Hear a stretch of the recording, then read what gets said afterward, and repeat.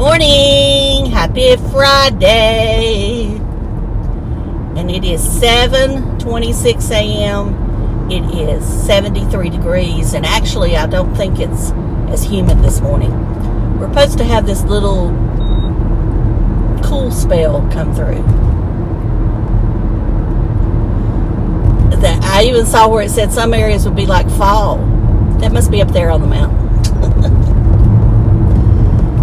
Anyway, at least we get a little break.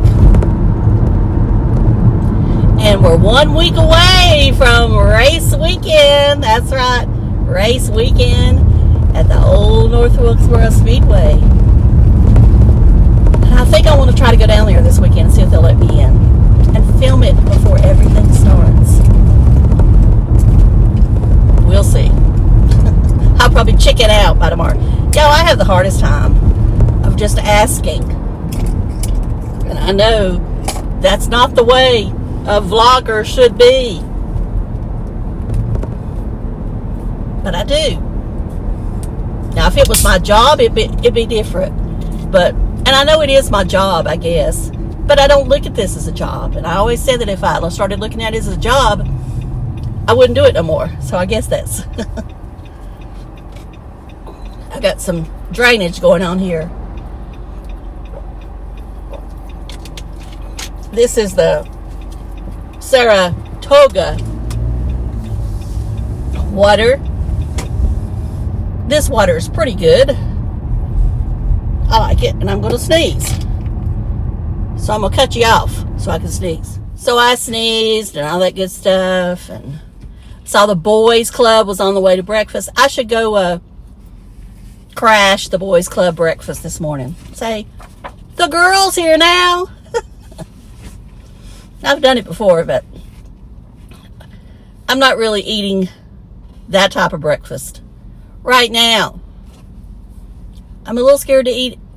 I'm scared to eat a lot of stuff right now. Or at least just a bite or two of stuff. All right. We're not going to get on the stomach thing again, but I'm still not completely well. All right, I got some notes here of some channels that I've been watching that I'm going to recommend. And you may have seen them before. There's a couple of them that I'd never watched before, but they popped up in my feed. So I thought I would talk about them. One of them I've got a lot of questions about. And when I get to it, I'll tell you. All right, we'll start with Tim, since I'm not saying I'm recommending Tim. We'll start with the one I'm not recommending. I'm just saying I'm going to mention about his 36-hour fast. Okay, he said he had a 36-hour fast. Now, I'm not the fasting police, but the only fast I know of, true fast, is the one where you're only drinking basically salt water. You're not drinking any kind of coffee. And you're especially not drinking any kind of coffee with heavy whipping cream. So that's all I'll say about that. Now, like I said, I'm not the police. He can do whatever fast he wants to. But do any of y'all really believe he's fasting? That's my first question. And why is he fasting? Well, I guess he thinks it's going to, as I said, get him into ketosis and all that stuff. Well, you know, most people, if they really want to know, they'll test themselves. But, you know, that would mean Tim would have to buy something. He's not going to buy it, is he? Well, I guess he could buy it and take it back. But I don't know that you could take that back. But whatever. All I'm going to say is good luck to him. I hope he's successful. I have never said that I did not want him to lose weight or anything like that, if that's what he chooses to do. But, you know, as someone who is a yo-yo dieter myself, I feel the best success you have is just not to broadcast it to everyone. The more you broadcast it, the more people dwell on it, and they're looking at every inch of your body to see if they see weight loss. The best thing for you to do is keep your mouth shut and just go on. Just my opinion. And I just feel like he would do better if he just didn't announce it to the whole world. All right, clear my throat. Sorry. Okay, Z-Car's driving video. Excellent driving video he put up. And of course, I'll link the video below. Okay, Russell Does Stuff. Moving video. I didn't watch all of it, to be honest with you. I mean, if you like Russell, that's great. I'm not saying he's exciting or anything like that, but you may like him. I mean, I understand that he is no longer a Sarasota Tim fan, but he still doesn't feel he stole the golf clubs. And I'm not saying he stole them. I'm not sure how to word out what I think. He kept them longer than he should have. He had the opportunity to give them back. He's got ample opportunity to give them back or send them back. And there's ways to do it that it doesn't cost so much. But he chooses not to. So you can say that, I guess you can say they're stolen. Or they're borrowed and never given back. I don't know. I guess I'm trying to be too nice. Yes, that's right. I said I don't know. And I'll say it as many times as I want to. All right. The Sheriff and Roland. You know, Roland's not put up a video in a little while. Well, I said a little while. A few weeks. And I wonder what he was up to. Well, now I know. He went to Celebration. And he did a beautiful, beautiful drone flight through Celebration in honor of Adam the Woo. And even if you didn't watch Adam the Woo or don't know anything about him, I'm sure by now most of you know about him. But go watch that because it's excellent. I'll link it below. Roland is a professional drone pilot and he knows what he's doing. All right. I'm going to do these others before I get to the one I'm really going to dwell on. Okay, it's Jess and Rob. They're a couple on the West Coast where they travel. I've only watched the one video. They're in Palm Springs. I like the video. It might be somebody that you want to watch. Probably some of you have watched them. Because I think sometimes these people show up in my feed because other people that maybe watch me or watch Z-Car, Tim, whoever, they watch them. So they think I might like them. Anyway, I'll link them below. But they're a couple. They travel. All right. Dana's DoorDash ride-alongs. Now, I've mentioned her before, briefly. Now, for some reason, I've got down the DoorDash drivers, you know, and maybe because of her. She's a young, single mother.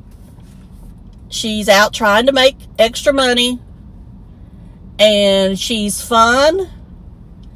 She goes live every night, just about, while she's doing her DoorDashes. And I find her entertaining. Of course, y'all know I love driving videos of any type. It's just something about them that is calming and relaxing to me. All right. Before we get on to the one I'm going to dwell on. All right. Is anybody keeping up with the Tyler Robinson case? The one thing I've noticed is they never mention his parents. Or if they do, it's rare. I'll put it that way. And my thing is, say their name, Robert and Catherine Kirk. Say their names, Robert and Catherine Kirk. Charlie was their son. They are also suffering. That's all I'll say about that. All right. Bren Grace is the one I'm going to dwell on here for a minute. Nice looking man. Very intelligent, he seems to be. Now, if you go back to his past videos, he doesn't consistently upload. Or he took like 6 months off and came back. His video, okay, he is a DoorDash, Uber Eats, probably Grubhub to driver, which I believe there is nothing wrong with that. Especially if you live in an area that you can make a living. If that's what you want to do, I say more power to you if it makes you happy. And I'm not just saying that because Dave does DoorDash. Dave does DoorDash to get out of the house and earn a little extra money. Does he earn that much money? No, but that's because he don't do it that long. He does it maybe 3 hours. Some day, like yesterday, he did it 2 hours, made $2. You're not going to get rich in this county doing DoorDash. You do it because you want to do something to get out of the house, and you feel like you're contributing something. That's the reason you do it around here. So that's all I'll say about that. All right. Now, Bren Grace. He lives out of his vehicle. I haven't watched enough yet to know what kind of vehicle it is. As I said before, the videos are highly professionally edited. My thing is that from what I can see, and I've probably not been watching long enough, I don't see a computer. I'm not going to say you can't edit those videos on an iPhone or an iPad, I guess. But you need a good signal, and you need all the... you're spending... these videos are highly edited. They are professionally edited. Does he have an editor? And he always looks clean. I guess my thing is that, is he really living out of the car? Does he claims, now this video that I just watched, he claimed he was about to lose his license because his license were in Rhode Island. And somehow he got it worked out that he could use a homeless shelter. Now he is someone that he claims, he says that he is homeless by choice. So it's not like he can't afford it, because I think he's probably doing pretty well with YouTube. He is almost to 100,000 subscribers. I have always felt that some channels are pushed by YouTube because they have some kind of agreement with YouTube or Google. Could it be he has some kind of agreement? Could it be he has someone professionally editing his videos? I don't know, but I still like him. These are just questions I have as a fellow YouTuber. I want to know the ins and outs, and I know I should save my money and go to a YouTube conference. And it's not that I want to make a living doing YouTube, because I don't. It's just like with Tim, it's just you want to get to the bottom of it. I can read 1,000 pages and do all these YouTube schools, but I want to get into the inside of YouTube, not these YouTube schools and what they put on the internet.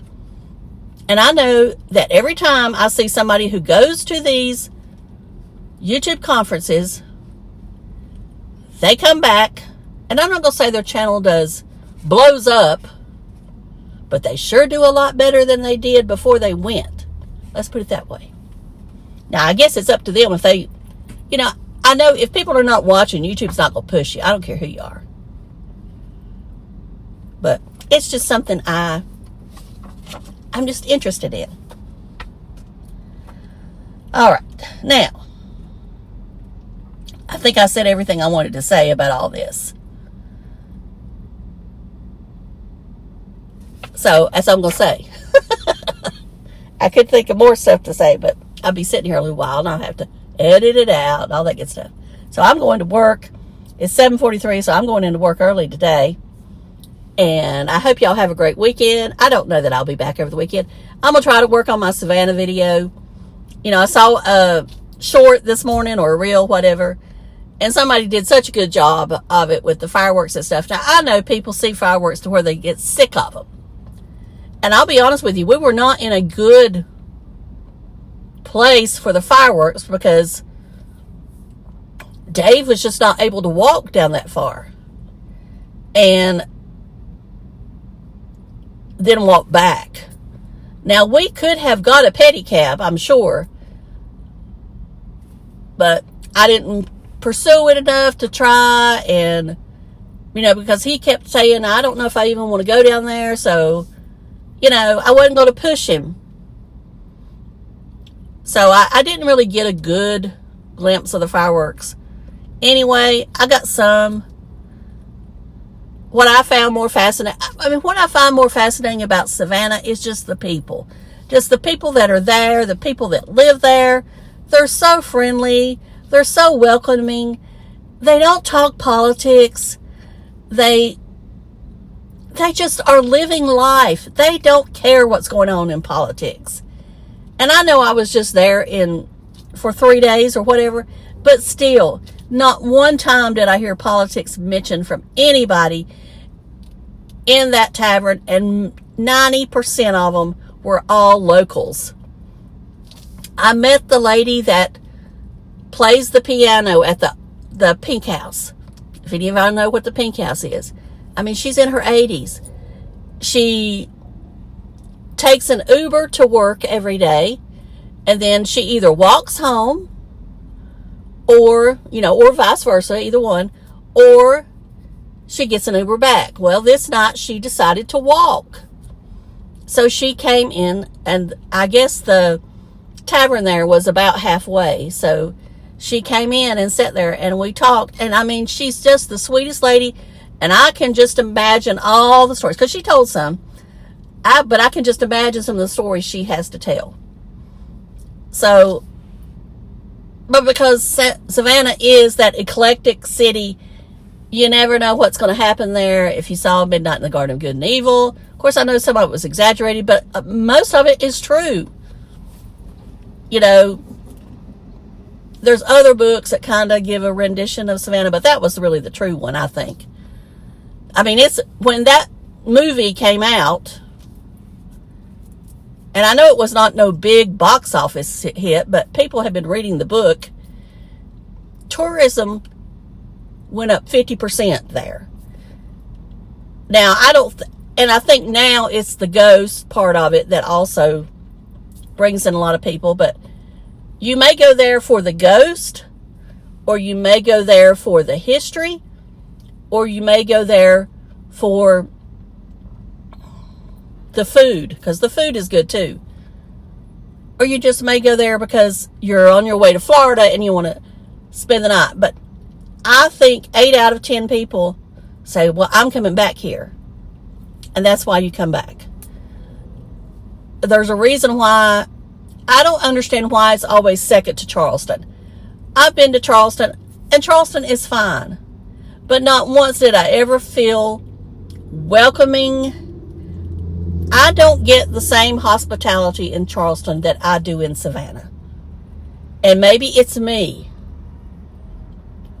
Maybe I haven't found that local place to hang out in Charleston like Savannah. And I don't know. I just rather go to Savannah. Anyway, I gotta go now. Gotta go to work. Talk to y'all later. Love you. Bye. Thank you for watching. Happy if you want to. Leave me a comment. And click the thumbs up. And I'll be back sometime with another video. Love you. Bye.